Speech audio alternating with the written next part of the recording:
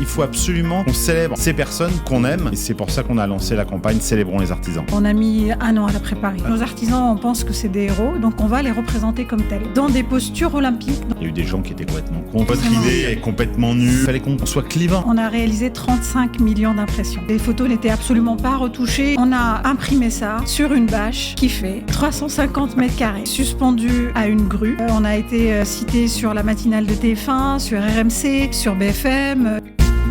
Le BTP Engagé, l'émission dédiée aux défis et aux engagements du secteur de la construction. Présentée par Jean-Bernard Mellet sur Bâti Radio.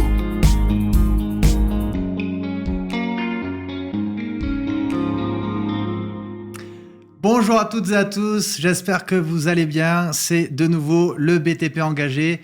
Aujourd'hui, on va parler d'un numéro exceptionnel. Ça va être un numéro exceptionnel. C'est comment faire une campagne virale pour mettre en avant le secteur du BTP. On le sait, notre secteur du BTP est fabuleux. C'est 9% du PIB. C'est un des plus gros secteurs qui emploie en France. Il est au cœur de la rénovation énergétique. Et pour autant, pour employer les mots des jeunes, il est sous-coté. Il n'est pas assez valorisé depuis des années par les médias, par le système éducatif, par de plein de manières. Et donc, il y a des hommes et des femmes, des combattants du quotidien pour valoriser ce secteur. J'en fais partie, mais aujourd'hui, je voulais mettre à l'honneur ceux qui ont réussi à faire une prouesse exceptionnelle en termes de communication pour valoriser le secteur. C'est Charles-Gaël Chaloyard de Tout Faire. Comment ça va ? Très bien, merci de l'invitation, trop sympa. En plus, l'introduction, ça donne envie. Mais écoute, content que l'introduction te plaise. Et avec Fatma Hamza, qui est responsable communication 360, c'est ça ? Tout à fait. Bonjour Jean-Bernard. Merci beaucoup à tous les deux d'être là aujourd'hui. Et puis, vraiment, j'ai envie de vous dire bravo. C'est la campagne de la décennie. Je pense dans le BTP, on n'avait jamais vu. Ils ont fait des millions et des millions de vues. Je pense que toute entreprise, qui soit fabricant ou distributeur, rêve d'avoir un jour le même succès pour qu'on arrive à endiguer la problématique qu'a le secteur de pouvoir attirer, de pouvoir recruter, parce qu'il manque des centaines de milliers de personnes qui causent beaucoup de problèmes. La rénovation énergétique qui va pas assez vite. 40% des patrons d'entreprises qui se disent surmenés et pas loin du burn-out. Tout ça pourquoi ? Par rapport à ce problème d'attractivité, notamment. Donc, on va revenir sur les coulisses. Vous allez tout savoir de ce qui s'est passé de cette opération. Qui c'est qui veut commencer entre vous deux ? Ça dépend comment tu veux démarrer. Allez, bon, tout d'abord, Charles, est-ce que tu peux nous donner un mot sur Tout Faire, qui vous êtes, quel est votre métier ? Et voilà. Alors, Tout Faire, nous, on est distributeur de matériaux de construction. On est implanté dans tous les coins de France et de Belgique. On a 450 magasins en France et en Belgique. Notre métier, c'est d'apporter aux pros et aux particuliers, parce qu'on est basé dans la ruralité, dans les campagnes de France et de Belge, d'apporter tout ce qu'il faut pour rénover, construire, aménager sa maison. Ok. Et à ce titre-là, on a en gros 50 000 artisans qui viennent dans nos magasins tous les jours. Wow. Et en fait, on s'est beaucoup questionné sur quelle était notre genèse, quel était notre ADN en fait. Et on a beaucoup parlé pendant les difficultés sanitaires qu'on a rencontrées des professions de première ligne. Et en fait, ça a été le réflexe, tu parlais de la campagne Célébrons les artisans, et ça a été le réflexe, c'est de se dire en gros, on a beaucoup parlé du personnel médical, des gens qui étaient dans toute la chaîne indispensable. Tout à fait. Dans les supermarchés, dans les personnes qui étaient à la caisse, les personnes qui faisaient aussi le ramassage des ordures, il faut vous le dire. Tout à fait. Et on a oublié, à notre sens, des gens qui sont essentiels dans notre quotidien, que sont les artisans.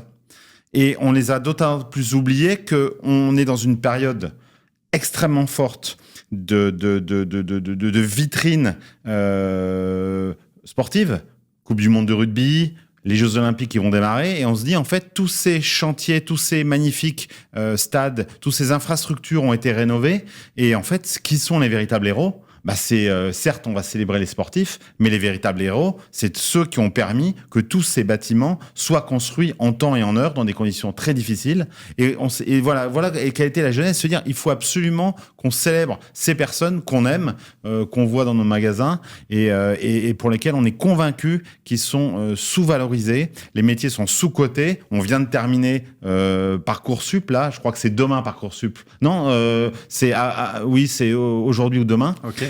Et en fait, on se rend compte que dans Parcoursup, on parle absolument pas de ces professions indispensables à nos et qui sont aussi des métiers de passion. Et donc, on avait vraiment à cœur de promouvoir cette profession géniale. Et c'est pour ça qu'on a lancé la campagne Célébrons les artisans. Célébrons les artisans. Si vous ne l'avez pas encore vu, tapez ça et vous allez voir, c'est exceptionnel. Fatma, est-ce que tu peux nous donner les chiffres vertigineux? Les chiffres, ils sont absolument vertigineux. Ils sont, pour tout te dire, ils ont dépassé de loin les objectifs qu'on s'était fixés sur cette campagne-là. Combien vous étiez fixés? Allez, en toute transparence, on va tout te dire. On s'était fixé 29 millions d'impressions. On a réalisé 35 millions d'impressions. Waouh. C'est un truc qui a complètement dépassé tout ce qu'on a imaginé. Et j'en ai la chair de poule rien d'en reparler aujourd'hui. Ça fait plaisir. Et 35 millions d'impressions, c'est ce qu'on a fait sur tout le déploiement digital. YouTube, Facebook, Instagram, TikTok, c'est des chiffres digitaux. Et donc, ça ne couvre pas toute la partie physique, tout ce qu'on a déployé dans nos 450 points de vente. Donc, on a déployé dans les 450 points de vente des affiches, des posters. Enfin, toute la campagne a été déployée dans les points de vente. Et tous les clients qui rentraient, ils étaient interpellés. Mais c'est quoi ça? Tiens, mais pourquoi il est comme ça? Il flash le QR code, ça enclenche la discussion. Donc, il y a un écho énorme sur le digital, il y a un écho énorme dans les magasins, et puis tout l'écosystème du bâtiment aussi qui s'est manifesté, qui nous a approchés, qui a relayé aussi la campagne. C'était une énorme vague pour célébrer les artisans.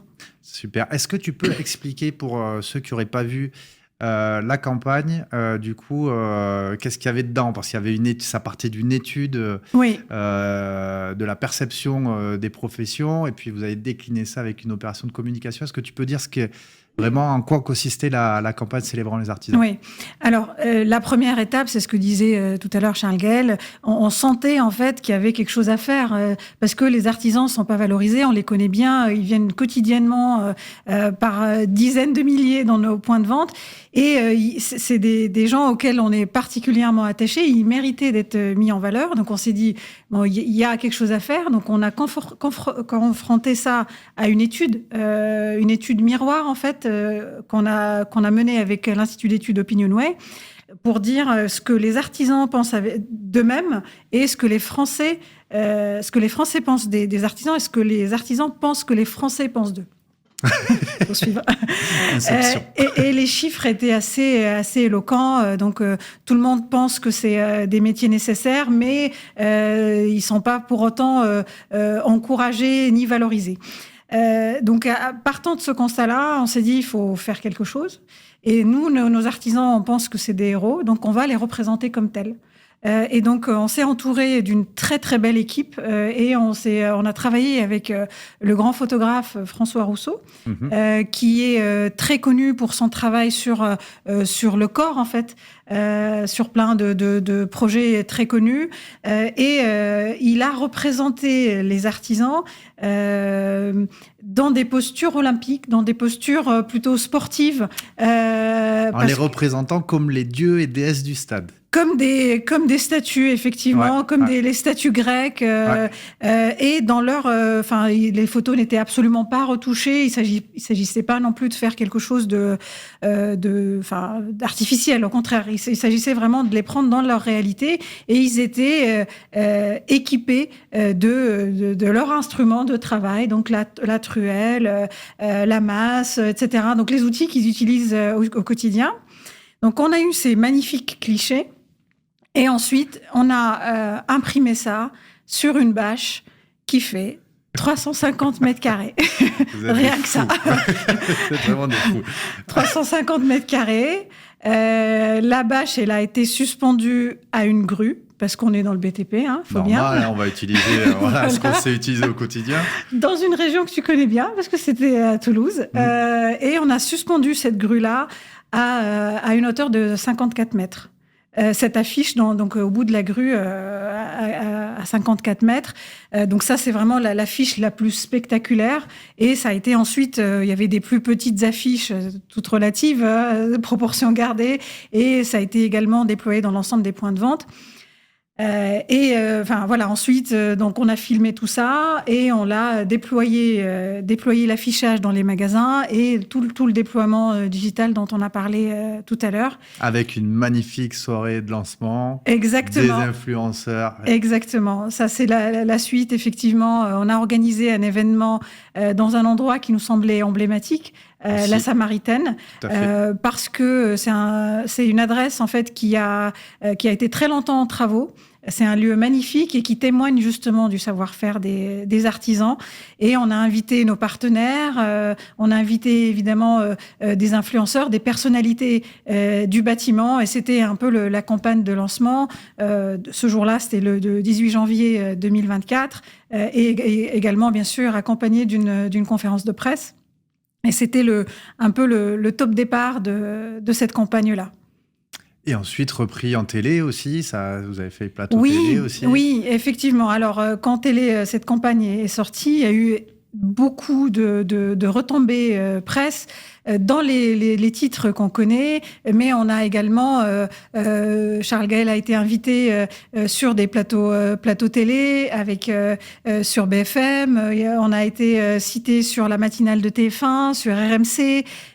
C'est des médias qu'on a du mal en fait des médias qui s'intéressent peu à la filière, on peut se le dire. Ouais.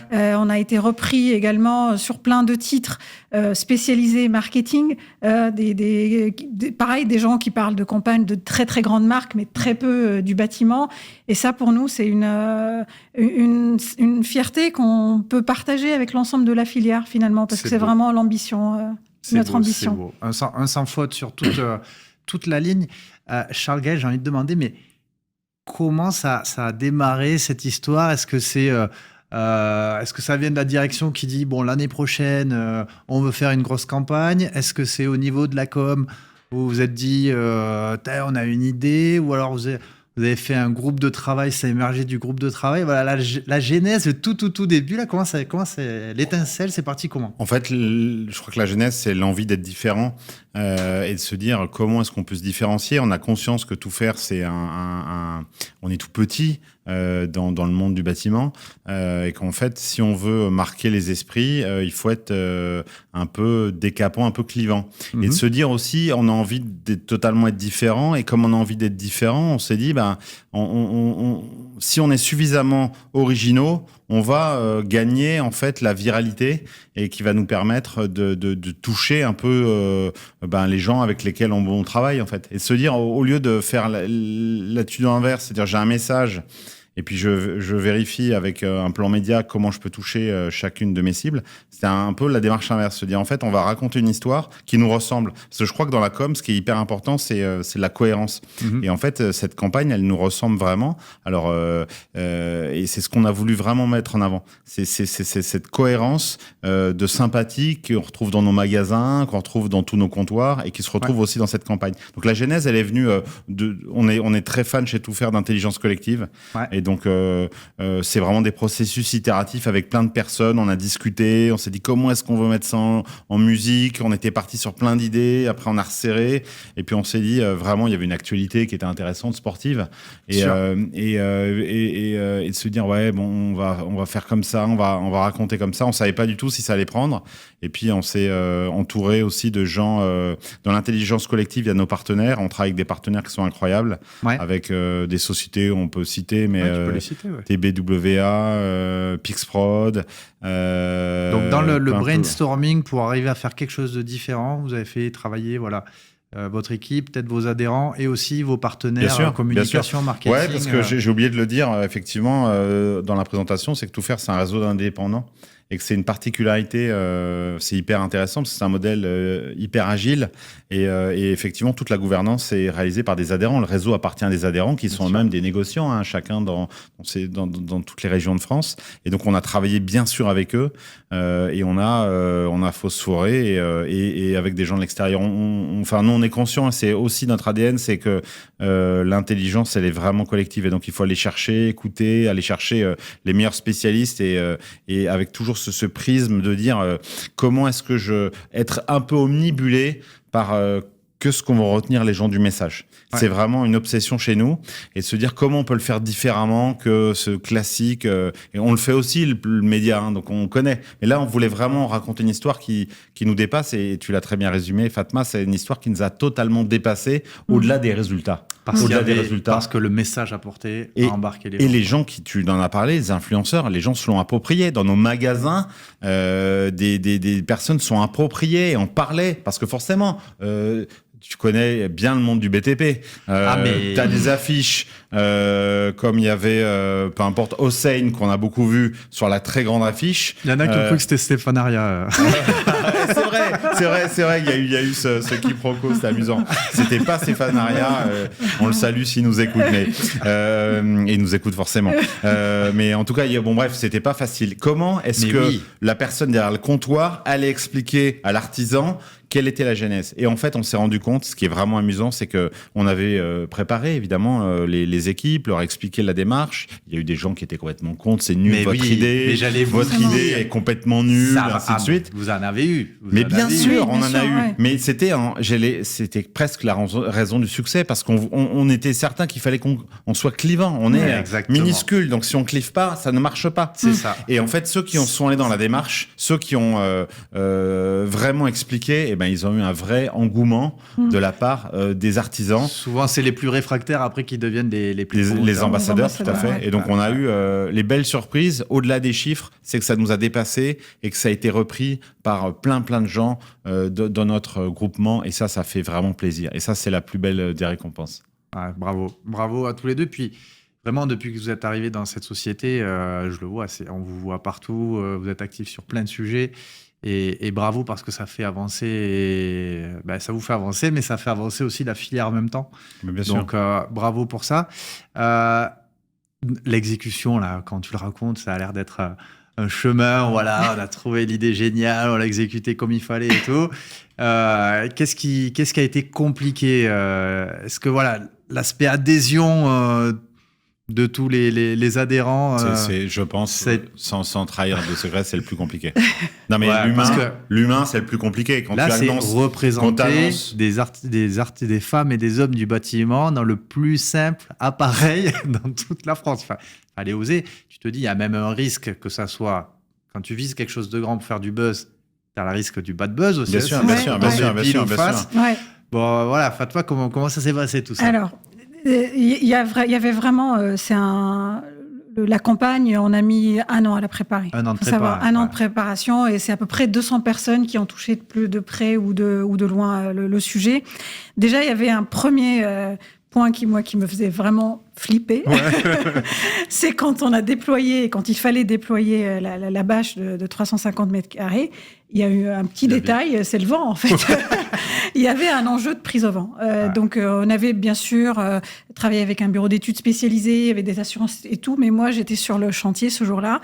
On avait installé, attaché plutôt la bâche au treillis qui est en haut et en bas, donc tout était calculé au niveau du poids et tout. Et au moment où la grue allait monter, le vent se lève. Et là, moi, je suis comme ça. Je me dis, si jamais ça bascule, ça tombe. Oui, on avait une ABAC qui nous disait vent constant, c'était 30 km/h, rafale 40 maximum. Donc, on avait vraiment une créneau météo très faible. On ne t'apprend rien que la météo ces 12 derniers mois était un peu complexe quand même. Tout est possible. Donc non, mais t'as raison. C'était le premier challenge. C'était le premier challenge. Donc et heureusement, le tournage s'est passé en novembre à Toulouse, et on a eu de la chance. C'était un ciel magnifique ce jour-là. Le ciel était incroyable. On a eu de la chance, mais on surveillait quand même de très très près le vent, et heureusement tout s'est très bien passé. L'autre difficulté, mais un peu les retombées qu'on a pu avoir, c'est effectivement avec une telle diffusion sur les réseaux, évidemment, il y a eu quelques commentaires qui disaient...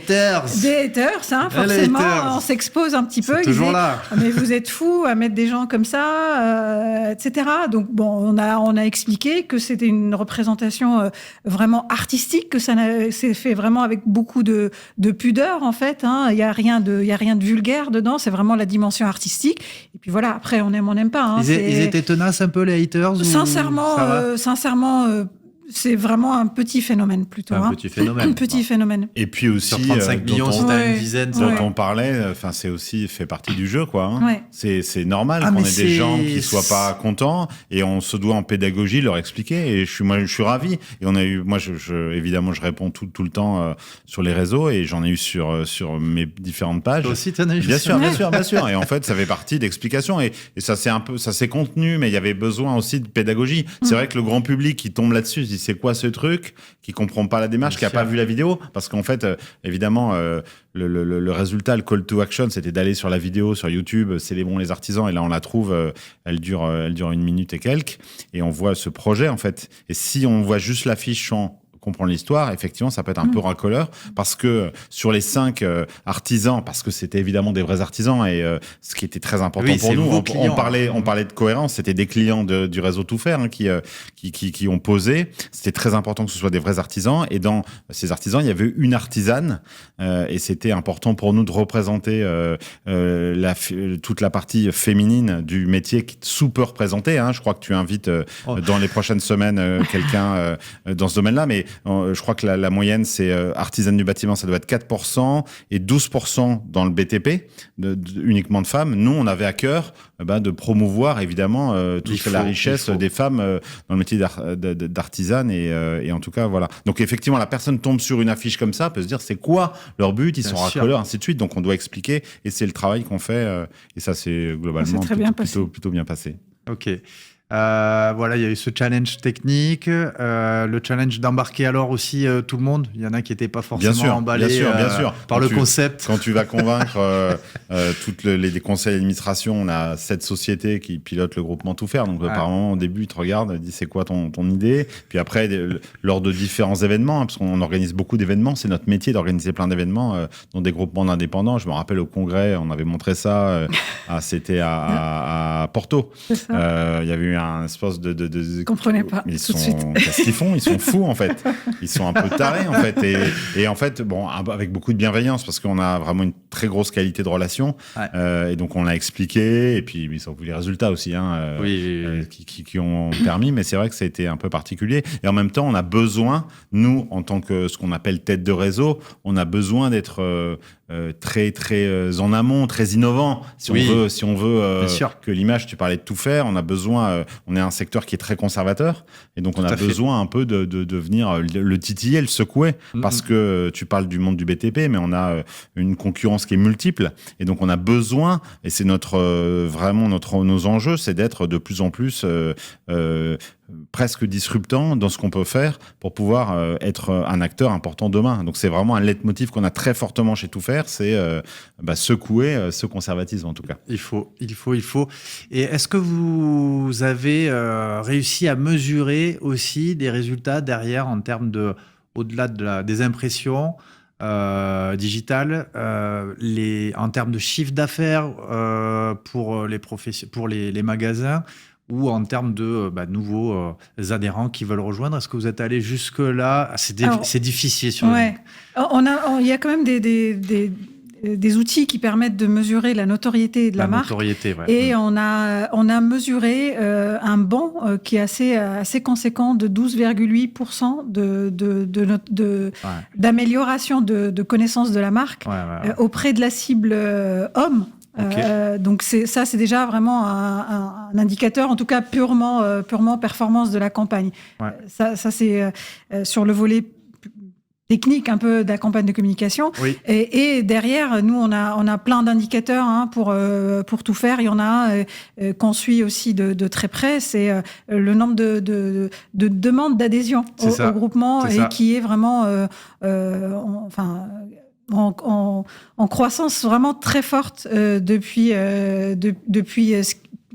quelque temps. Tout en sachant qu'on est dans un contexte économique qui n'est pas des plus favorables non plus. Donc, c'est un très bel indicateur. Ouais. Après, c'est difficile de lier ça strictement à la campagne, parce qu'on fait plein de choses quand même par ailleurs, mais c'est quand même un indicateur de bonne santé globale. Est-ce que tu penses que vous pouvez refaire une campagne avec le même succès ? C'est pour ses objectifs de l'année prochaine. En tout cas, c'est notre objectif, c'est notre ambition. C'est une très bonne question, Jean-Bernard. Ça nous a donné le goût de refaire quelque chose. Parce qu'on s'attendait vraiment pas à ça pour la première, donc on s'est donné. Oui, on va refaire quelque chose, c'est sûr. Et comme le disait Fatma, c'est 1 an de préparation, au moins 1 an. Et donc sur 2025, on va refaire quelque chose. Là, t'as un scoop. J'adore les scoops. Non, on va bien sûr faire quelque chose parce que on a vraiment nos KPI, c'était aussi de regarder vraiment, c'était pas du tout le chiffre d'affaires parce que c'est immesurable et c'est pas ça, c'était l'attractivité de la marque, et puis aussi de se dire donner envie. Et on a eu plein de réactions. Moi, je me rappelle aussi avoir discuté avec des compagnons du devoir qui a regardé la campagne, dire mais c'est vraiment chouette ce que vous faites. Et j'étais sur une émission là, avec des compagnons du devoir qui l'avaient vu aussi. Donc rien que eux qui sont vraiment les étendards de notre profession en termes de qualité, et qui pour autant dans leur valeur ne doivent jamais le mettre en avant. Exactement, bien sûr. Mais donc du coup dire en fait on n'a pas parlé que pour notre petite entreprise tout faire. On a un peu aussi mis notre toute petite pierre, vraiment restons humbles, mais notre toute petite pierre à l'édifice de se revaloriser le métier des artisans, ce qui était le but initial. Donc c'est pour ça qu'on s'est dit qu'il fallait qu'on fasse d'autres choses. Ah là là, j'ai hâte, j'ai trop hâte. Ça va être compliqué de faire mieux ou aussi bien, mais en tout cas... Différent, c'est sûr, mais je suis sûr qu'ils mettent la barre autant encore. Think different. C'est notre challenge. Think different. Trop bien. Niveau RSE, parce qu'il nous reste quelques minutes sur l'épisode, comment vous positionnez en termes de RSE au sein de la société, et quelles sont les grandes actions que vous avez en place ? Alors, sur ce sujet-là, on a fait un super audit là, avec une entreprise hyper qualitative dans ce domaine-là qui nous a accompagnés. Et en fait, on a 2 niveaux. En fait, on a un premier niveau qui est la tête de réseau, donc tous les services qu'on apporte à l'ensemble de nos adhérents. Un peu moins il y a tout plein de services qui vont de la logistique au marketing à la communication, implantés à Paris, Orléans et le siège initial à Verdun. Et donc ça, c'est une partie, et l'autre partie chez nos adhérents. Et donc, ce qui est hyper intéressant, c'est que cet audit a duré un peu plus d'1 an, et on a engagé plus de 300 personnes sur des sujets qui sont très importants pour nous, la fresque du climat, la compréhension. Donc toutes les personnes chez Tout Faire ont suivi cette formation qui est extrêmement importante dans la prise de conscience. Et donc du coup on est très fiers de voir que sur la partie des adhérents, on a des initiatives incroyables qui sont faites et depuis de nombreuses années. On voit depuis très longtemps que nous sommes un acteur local en ruralité et que le circuit court, on le connaît depuis très longtemps et qu'on en fait depuis très longtemps de la formation. Et donc, en tout cas, ce qui nous anime, on pourra donner quelques exemples tout à l'heure avec notamment un de nos adhérents qui depuis très longtemps recycle les plaques de plâtre pour en faire des engrais. Waouh, absolument. Qui est-ce qu'on peut aller voir Lilian Matériaux, Lilian Négoce dans ce domaine-là. On a plein d'initiatives. On a un adhérent qui a une usine de chanvre aussi, qui fait plein de systèmes constructifs en chanvre, et donc qui ont le gros avantage, comme tu le sais, c'est qu'on n'a pas besoin de chauffer en fait. Donc vraiment, c'est au niveau bilan carbone, c'est hyper intéressant. Ouais. Donc, mais vraiment l'ADN qui nous pousse chez Tout Faire, c'est vraiment on a été Fatma, comme moi, comme plein d'autres personnes qui nous occupons du groupement, on a été un peu traumatisés par d'anciennes expériences avec beaucoup de greenwashing, beaucoup d'industriels. C'est le but de l'émission. Je veux vraiment montrer qu'il y a des vraies choses, des choses et qui n'ont plus que ce mot à la bouche. Ouais. Et en fait, nous, on souhaite en tout cas vraiment être non seulement très cohérent, c'est notre ADN, mais également être très très factuel et de pas faire de promesses. Et donc c'est pour ça qu'on a voulu faire cet audit pour se dire vraiment quelles étaient nos actions. On a vu qu'il y a énormément d'initiatives chez nos adhérents. On en a cité quelques-unes, il y en a plein d'autres. Et puis sur la tête de réseau, et là on a plein d'engagements. On va complètement revoir on a plein d'engagements dans plein de domaines. Mais on a décidé, ce qui était important pour nous, de pas en faire un sujet de communication. On veut vraiment, on a notre part, elle est hyper importante pour être un acteur de la décarbonation de la filière. Hein, tout à fait. Mais on veut absolument pas en faire un fer de lance numéro 1 de notre communication. Non, mais ça va, niveau communication, je crois que... non, mais c'est important parce que moi, je le dis, je suis d'accord. On est le BTP engagé ici aussi, donc on est là aussi pour dire des choses qu'on croit fortement. Et moi, je trouve qu'il y a quand même un appauvrissement un peu global de ne faire comme sujet fer de lance des entreprises uniquement tout ce qui est RSE. Et je trouve que et du coup c'est à qui le plus, le mieux, et je trouve que c'est un peu j'ai l'impression que ça manque un peu de conviction et que on coche une case et comme ça y est, voilà, j'en ai parlé. Je le dis avec vraiment et donc nous c'est pas du tout ce qu'on a voulu faire chez Tout Faire. On veut vraiment être très factuel, très précis et ne pas faire de fausses promesses et ne pas en faire un axe de communication. On veut pas cocher une case. On y croit fortement et du coup ça irrigue toute la société. Enfin, c'est ce qu'on pense. Ok, super. Très clair. Fatma, est-ce qu'il y a des gens dont tu veux parler, qui t'inspirent au niveau de la communication dans le BTP ou hors BTP, qui ont pu t'inspirer pour cette magnifique campagne que vous avez faite? Alors, il y a une adhérente qui m'inspire beaucoup, qui est Charlène Bonnepart, et qui est l'incarnante, alors qui n'est pas du tout communicante. C'est une de nos adhérentes. Elle gère son magasin avec son conjoint.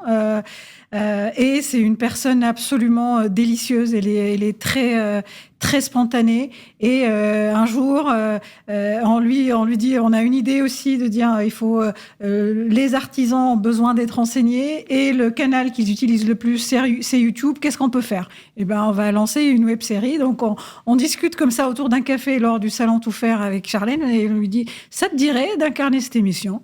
Ah oui, elle réfléchit pas, elle est très spontanée, très généreuse aussi vis-à-vis du groupement. Elle me dit, on vous fait confiance et on y va. Et en fait, Charlène, elle a accepté cette aventure elle nous a fait confiance, vraiment. Et puis, elle a incarné l'émission avec un tel naturel, un tel spontané. Ah oui.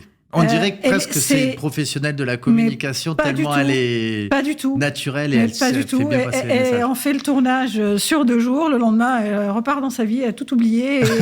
Et tu verrais les tournages, pareil. Sincèrement, on n'a pas l'impression de bosser. Vraiment. Ça rigole, ça se marre. C'est tellement spontané, c'est tellement jovial. Et je pense que quelque part, on le retrouve dans l'émission. Alors, et encore une fois, elle n'est pas du tout Allez communicante. voir l'émission si vous ne l'avez pas encore vue.